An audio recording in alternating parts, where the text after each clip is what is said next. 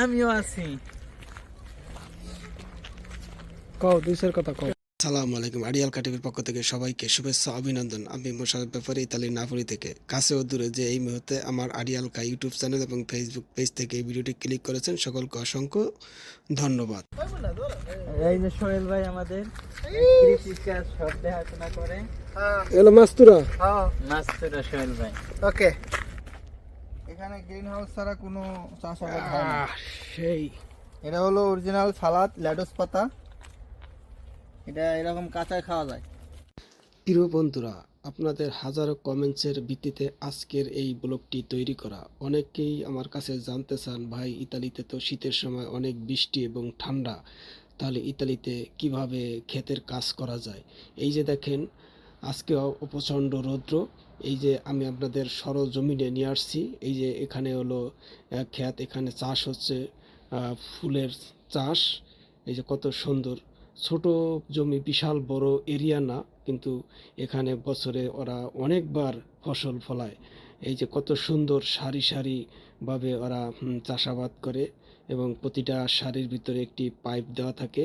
এই পাইপ একটি জায়গা থেকে যখন ওরা পানি ছাড়ে তখন সমস্ত ফসলের গোড়ে সারের পানি এবং ইসের পানি চলে যায়। এই যে দেখেন কত সুন্দর সারি সারি, মাঝখানটা একটি চিকন পাইপ দেওয়া আছে।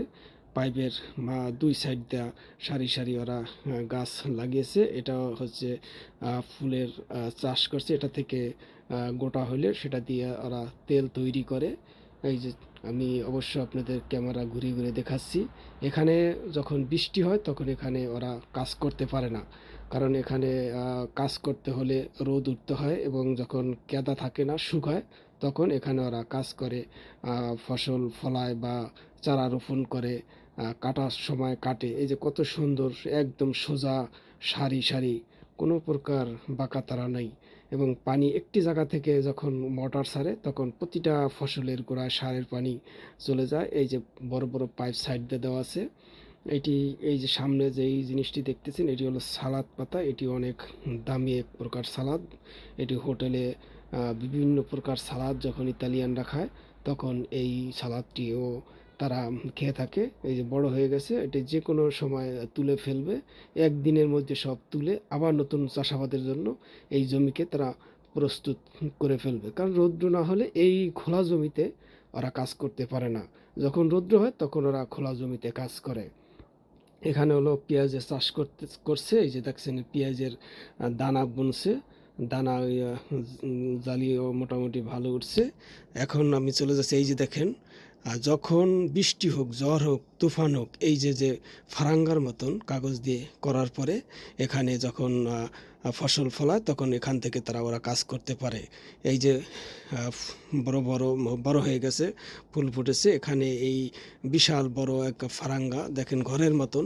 যত ঝড় হোক, তুফান হোক, বৃষ্টি হোক, এখানে ওরা কাজ করতে পারে নির্দ্বিধায়, কোনো প্রকার সমস্যা নেই। কিন্তু প্রচণ্ড রৌদ্র যখন ওঠে তখন এই ফারাঙ্গার ভিতরে অনেক গরম হয়, তখন কাজ করতে অনেক কষ্ট হয়। এই যে দেখেন কত বড় বড় হয়ে গেছে। এরা ফুলের চাষ করছে। ফুল ফুটেছে, ফুলের পরে গোটা হবে, তখন এটা ওরা তুলে নিয়ে তেল তৈরি করবে। এই যে দেখেন সাইড দিয়ে পাইপ দেওয়া আছে, প্রতিটা লাইনের ভিতরে পাইপ, এবং এক হাত ফাঁকা ফাঁকা রাখছে যেন প্রতিটা মানুষ যে কোনো যন্ত্রপাতি নিয়ে ভিতরে ঢুকতে পারে। এই যে দেখেন মোটামুটি বড় এরিয়াই বলা চলে।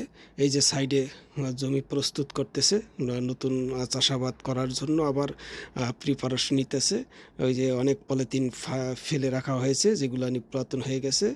আমি ঘুরে ঘুরে দেখাচ্ছি। দেখেন কত সুন্দর একটা সাইডের মাঝখানে একটা মানুষ, দুইটা মানুষ আপ ডাউন করার মতন জায়গা ওরা রাইখা তারপর চাষ করতেছে। এই যে সামনে আমি চলে এসেছি। গ্রিন হাউস ছাড়া কোনো চাষাবাদ হয় না। সেই এটা হলো অরিজিনাল সালাদ, লেটুস পাতা। এটা এরকম কাঁচায় খাওয়া যায়।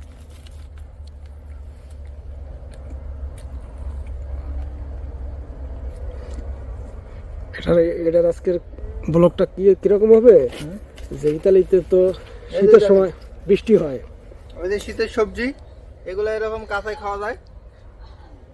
এখানে কোনো কীটনাশক ব্যবহার হয় না। প্রিয় বন্ধুরা, এই যে দেখছেন এটা হলো মারুলি পাতা।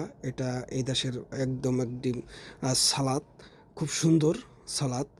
এই যে সাইডে আরও জমি আছে, এই যে দেখেন সারি সারি সুন্দর সুন্দর এই যে চারা অনেক বড় হয়ে গেছে, খাড়া কুপে দিয়েছে। এই দেখেন ফুল ফুটেছে কত সুন্দর। মোটামুটি এই সাইডে অনেক বড় হয়ে গেছে। এই প্রতিটা সাইডের মাঝে কত বড় বড় ফাঁকা, আর দেখছেন কত বড় বিশাল বড় পলিথিন দেয়া ঘরের মতো তৈরি করছে। এটাকে আমরা বাঙালিয়া ভাষায় ফারাঙ্গা বলে থাকি, পলিথিনের যেহেতু। এই যে একটি মানুষ, মনে করেন 2টা মানুষ আপ ডাউন করতে পারে একটি সারির মাঝখানে, কত জায়গা ওরা রেখেছে।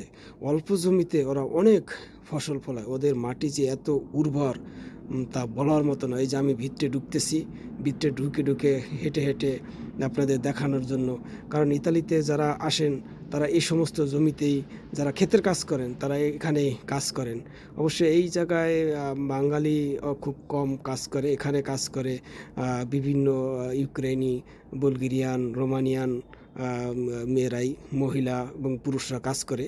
আমরা অবশ্য বেশি একটা ক্ষেতের কাজ পছন্দ করি না, এজন্য ঠান্ডার ভিতরে করি না। এই যে দেখেন কত সুন্দর, এই কত ফাঁকা ফাঁকা। আমি অবশ্য ভিতরে ঢুকেছি, ভিতরে ঢুকে দেখছেন এখানে পানি দেওয়ার সিস্টেমটা কত সুন্দর। এই যে এখানে হলো পেঁয়াজ চাষ হয়েছে, এটা হলো বাহিরে। এখানে যখন বৃষ্টি হবে তখন এখানে আর কাজ করতে পারবে না। এখানে কাজ করতে হলে রোদ উঠতে হবে, মাটি শুকাতে হবে, তারপরে হলো এখানে কাজ করা যাবে। এই যে পাইপ, এই পাইপদের ভিতর দিয়ে পানি প্রতিটা ইসের। আর বাংলাদেশের সিস্টেম কত অনুন্নত, আর এখানে কত সিস্টেম উন্নত। দেখছেন একদিনের ভিতরে ফসল সব ওরা কীভাবে তুলে ফেলবে আপনি টেরও পাবেন না। ওদের যন্ত্রপাতি সমস্ত কিছু উন্নত, কিন্তু তারপর এখানে মানুষ কাজ করে। আর এই যে যখন ফসল ফলে, এই যে এই ঘরে ওরা সব ফসল তুলে রাখে, এখানে বসেই ওই ফসলটি সিস্টেম করে আর কি, যেখানে যেখানে পাঠানো দরকার, যা যা করা দরকার এই যে এখানে থাকে না। অবশ্য এখানে ওদের যন্ত্রপাতি যা যা রাখা দরকার এই ঘরের ভিতরে ওরা রাখে। আল্লাহ